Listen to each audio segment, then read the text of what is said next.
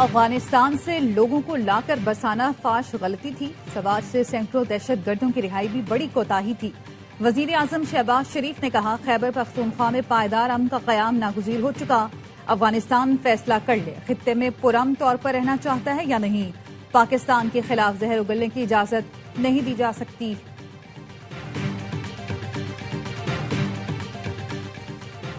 Field marshal Syed Asim Munir کا national police academy کا دورہ، پولیس کے چاق چوبند دستے نے گارڈ آف آنر پیش کیا، وزیر داخلہ اور دیگر اعلیٰ حکام ہمراہ تھے۔ آئی ایس پی آر کے مطابق فیلڈ مارشل نے یادگار شہداء پر حاضری دی اور پھول رکھے۔ فیلڈ مارشل نے کہا قانون نافذ کرنے والے اداروں کے ساتھ انٹر ایجنسی تعاون انتہائی اہمیت رکھتا ہے۔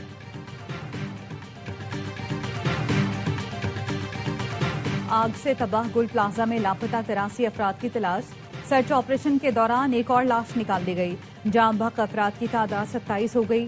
چیف فائر آفیسر محمد ہمایوں کا کہنا ہے کچھ مقامات پر دھوئیں سے مشکلات ہیں، ملبہ بہت زیادہ ہے، ایک ہفتہ لگ سکتا ہے۔ سندھ بلڈنگ کنٹرول اتھارٹی کے ڈائریکٹر کا کہنا ہے عمارت بہت خطرناک ہو چکی ہے، بقیہ عمارت کو لازمی گرانا ہوگا۔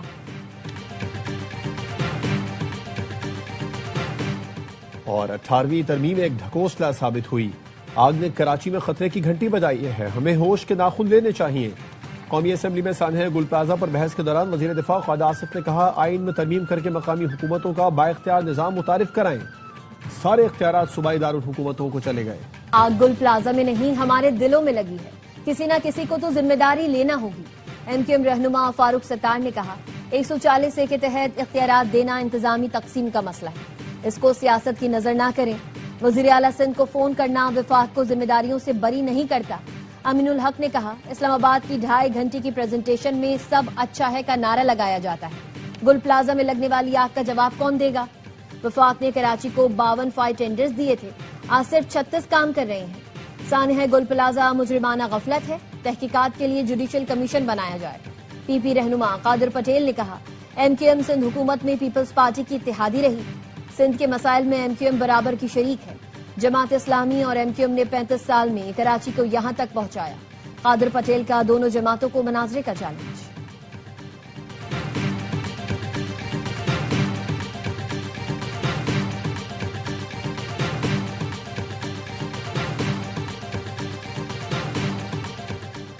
پیسے تو مل جائیں گے مگر قیمتی جانیں کون واپس لائے گا، بہتے آنسو کیسے تھمیں گے؟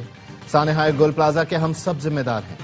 گورنر سندھ کامران ٹیسوری کی تاجر رہنماؤں سے ملاقات کے بعد گفتگو، کہا ایسے واقعات کی روک تھام کے لیے قانون موجود ہے لیکن عمل درآمد نہیں ہے۔ رشوت لے کر دکانوں کی اجازت دینا رشوت نہیں بلکہ قتل ہے۔ گورنر سندھ نے تجویز دی گل پلازا کے دکانداروں کو صدر کے خالی پارکنگ پلازا میں شفٹ کر دیا جائے۔ خیبر پختونخوا کے ساتھ امتیازی سلوک کیا جا رہا ہے، این ایف سی کی مد میں صوبے کو 647 ارب روپے نہیں ملے۔ وزیر اعلیٰ خیبر پختونخوا سہیل آفریدی کو کبھی دہشت گرد تو کبھی اسمگلر کہا جاتا ہے۔ پی ٹی آئی رہنما اسد قیصر کا قومی اسمبلی میں اظہار خیال، وزیر مملکت طلال چودھری کا کہنا تھا Khyber Pakhtunkhwa P T I کی پالیسی اور حکومت کی نالائکی کی وجہ سے جل رہا ہے، وہاں فورینسک لیب تک نہیں ہے، ان کی نالائکی کی وجہ سے پورا پاکستان دہشت گردی کا شکار ہوتا ہے۔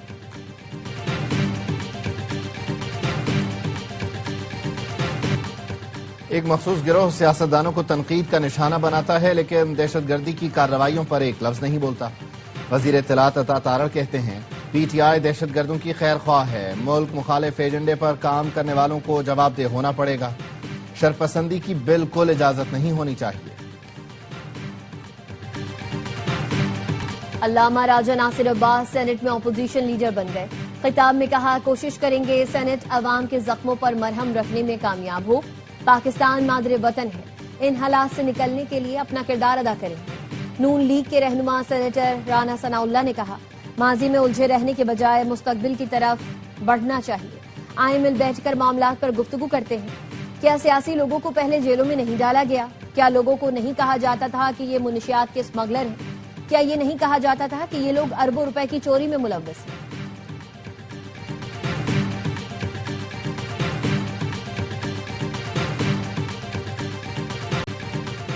ہمارا بنیادی انتخابی نظام گلا سڑا ہے، ہم نے نظام بدلنے کے لیے رائے بدلنے کی مہم شروع کی ہے۔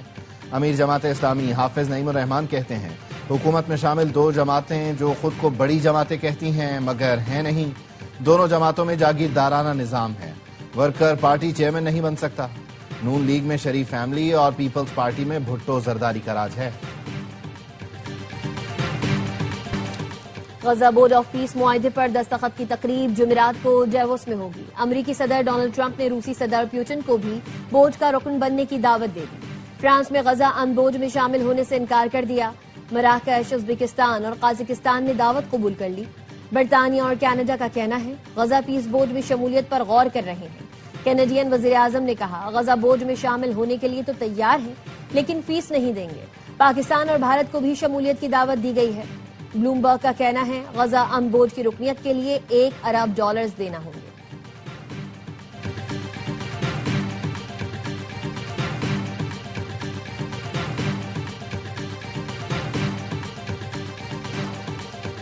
دنیا اس وقت تک محفوظ نہیں جب تک گرین لینڈ امریکہ کے کنٹرول میں نہ ہو۔ امریکی صدر ڈونلڈ ٹرمپ کا کہنا ہے گرین لینڈ لے کر رہیں گے، یہ قومی سلامتی کے لیے ضروری ہے۔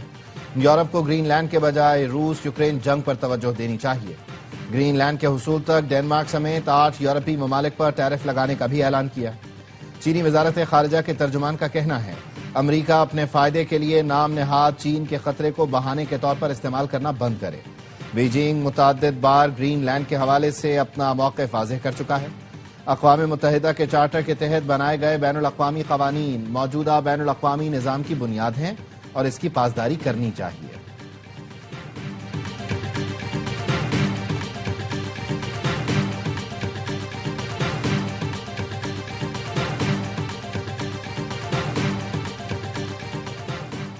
جرمنی اور فرانس کا ٹرمپ ٹیرف کے خلاف مشترکہ حکمت عملی بنانے کا فیصلہ۔ ترجمان جرمن حکومت کا کہنا ہے ٹرمپ کی ٹیرف سے متعلق دھمکیاں ناقابل قبول ہیں۔ فرانسیسی صدر نے کہا اگر ٹرمپ ٹیرف بڑھاتے ہیں تو یورپی یونین امریکہ کے خلاف جوابی کارروائی کرے۔ ترجمان یورپی کمیشن کا کہنا ہے امریکہ کی ٹیرف دھمکی پر مشاورت جاری ہے، یورپی یونین کے تحفظ کے لیے ہر ضروری قدم اٹھائیں گے۔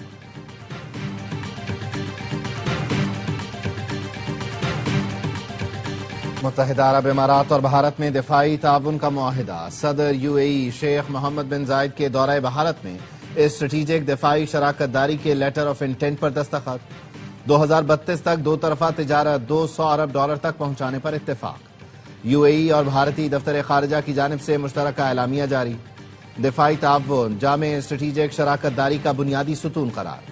اعلامیے کے مطابق UAE اور بھارت میں عسکری قیادت کے رابطے تیز کیے جائیں گے۔ دو طرفہ سول نیوکلیئر آپریشن بھی بڑھایا جائے گا۔ سول جوہری تعاون کو فروغ دینے پر اتفاق۔ فضائی اور سمندری نقل و حمل کے شعبوں میں بھی تعاون بڑھانے کا فیصلہ۔ مشترکہ خلائی تحقیقی منصوبوں اسپیس انڈسٹری کو فروغ دیا جائے گا۔ دونوں ملکوں کی کمپنیوں کے درمیان تیل اور گیس کے شعبے میں مفاہمتی یادداشت پر دستخط۔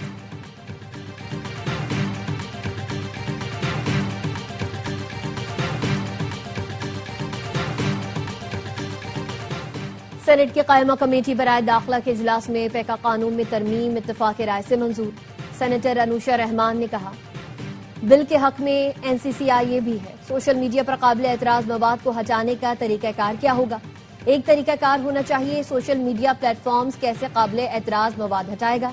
وزیر مملکت طلال چودھری نے کہا سوشل میڈیا سے متعلق قانون سازی وزارت IT کرتی ہے۔ پوری دنیا ہمارے خلاف ہے کہ ہم آزادی اظہار رائے پر پابندی عائد کر رہے ہیں۔ دہشت گرد پہلے پستول استعمال کرتے تھے، اب سوشل میڈیا استعمال کر رہے ہیں۔ ہم بھی چاہتے ہیں سوشل میڈیا پلیٹ فارمز اور سروس پرووائڈرز کو پابند کیا جائے۔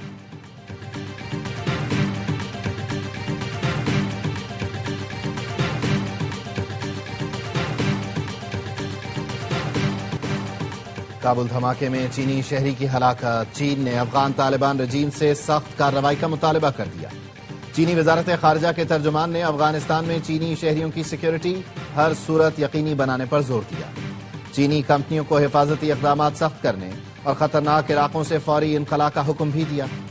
کابل میں چینی ریسٹورانٹ میں دھماکے میں چینی باشندے سمیت 7 افراد ہلاک ہوئے۔ ذمہ داری داعش نے قبول کی۔ ریسٹورانٹ چینی نژاد مسلم شہری عبد الماجد اور افغان شہری عبد الجبار مل کر چلاتے تھے۔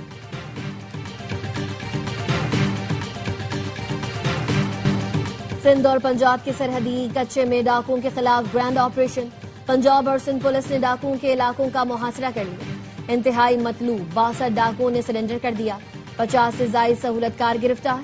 पुलिस का कहना है सरेंडर करने वालों को अदालतों में पेश किया जाएगा।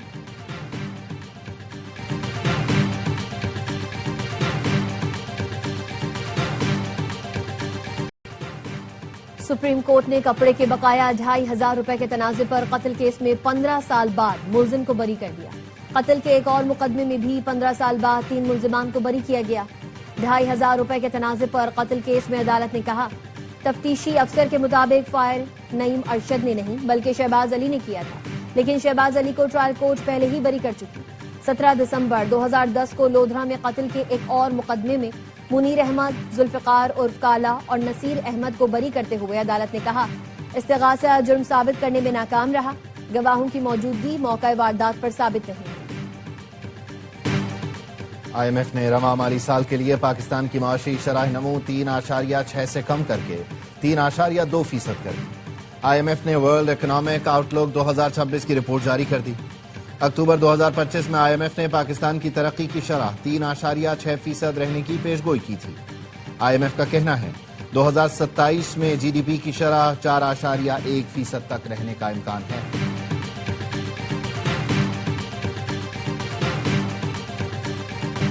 पाकिस्तान और इस्लामी तरक्याती बैंक के दरमियान 60 करोड़ 30 लाख डॉलर कर्ज के 3 मुआहदे।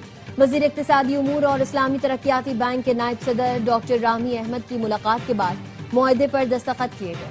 इस्लामी तरक्याती बैंक सखर हैदराबाद मोटरवे मंसूबे के लिए 47.5 करोड़ 50 लाख डॉलर की मुआवनत करेगा।